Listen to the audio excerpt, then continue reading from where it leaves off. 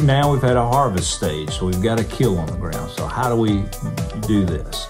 You looking for an interaction between that participant, the volunteers, and going to the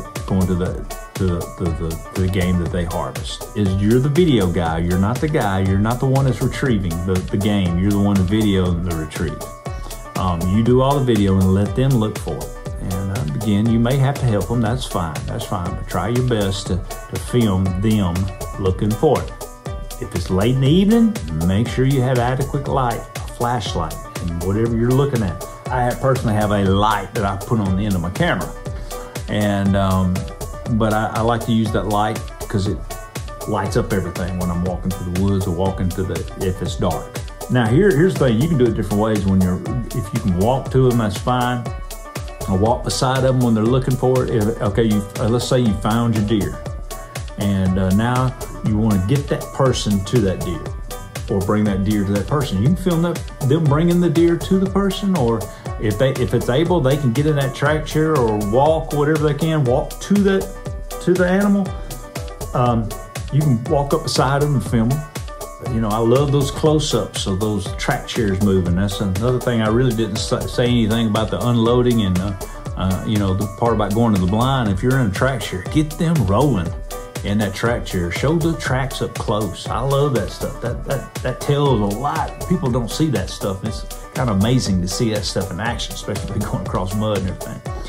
There's different things I like to do. I can walk up with them while they're walking to the deer and get their reaction there. There's times that, hey, if I know they're coming across a big field, I'll go to the deer.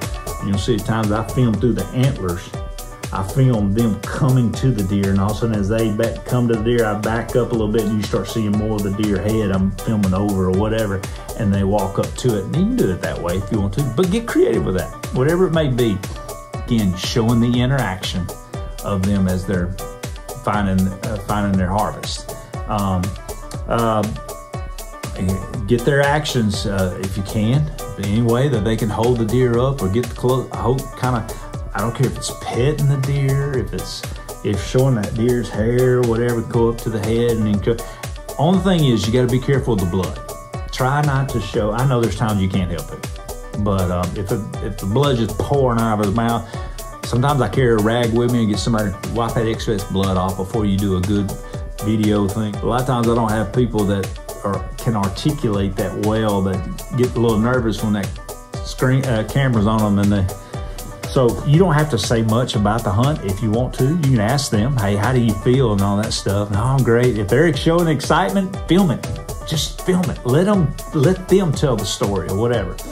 I do like at the end to get everybody around the deer, kind of film them, and you know it's a little shot that I always love to do, and I've always done it. I've always come up to the deer. I walk around the person. See this video? I'm walking around the person. I go back up to the person, and then when I vid shot, I go with the head. Now, there's a lot of cool shots you can do like that, especially any kind of shot when you're looking at something and all of a sudden you go off. That's a good transition. Fun things to work with. Now, stay tuned for a conclusion of our video tips.